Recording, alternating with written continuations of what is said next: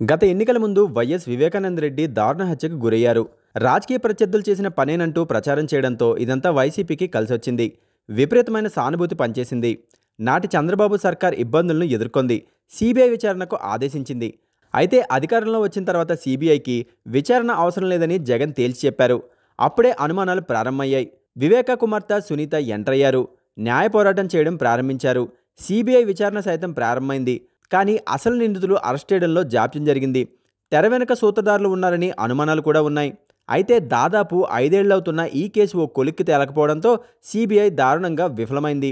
దీని వెనుక జగన్ హస్తం ఉన్నట్లు సునీత అనుమానించారు. అందుకే జగన్తో ప్రజాక్షేత్రంలో తేల్చుకోవాలని భావిస్తున్నారు. అయితే వివేకానందరెడ్డి కుటుంబం షర్మిల ఆధ్వర్యంలో కాంగ్రెస్ పార్టీలో చేరుతుందని ప్రచారం సాగింది. ఇప్పుడు వివేక భార్య సౌభాగ్యతమ్మను కడప ఎంపీ సీటుకు పరిగణలోకి తీసుకోవాలని కడప జిల్లా నేతలు టీడీపీ హైకమాండ్ను కోరినట్లు సమాచారం. సునీత న్యాయ పోరాటం చేయడం వెనుక చంద్రబాబు హస్తం ఉన్నట్లు ప్రచారం జరుగుతోంది. ప్రస్తుతం సునీత ప్రజాక్షేత్రంలో పోరాటం చేయనున్నట్లు ప్రకటించిన నేపథ్యంలో ఆ కుటుంబం ప్రత్యక్ష ఎన్నికల్లో పోటీ చేస్తుందని బలమైన ప్రచారం జరుగుతోంది. అయితే కాంగ్రెస్ పార్టీలో చేరి పోటీ చేస్తే ఓట్లు దక్కుతాయో లేదో అన్న అనుమానాలు కూడా ఉన్నాయి. అదే టీడీపీలో చేరి పోటీ చేస్తే మంచి ఫలితం వస్తుందని ఒక అంచనా వేస్తున్నట్లు తెలుస్తోంది.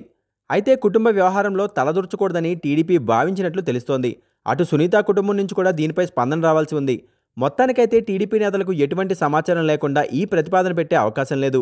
వివేక కుటుంబం నుంచి సంకేతాలు వచ్చిన తర్వాతనే టీడీపీ నేతలు పావులు కదుపుతున్నట్లు సమాచారం. దీనిపై త్వరలో క్లారిటీ వచ్చే అవకాశం కనిపిస్తోంది.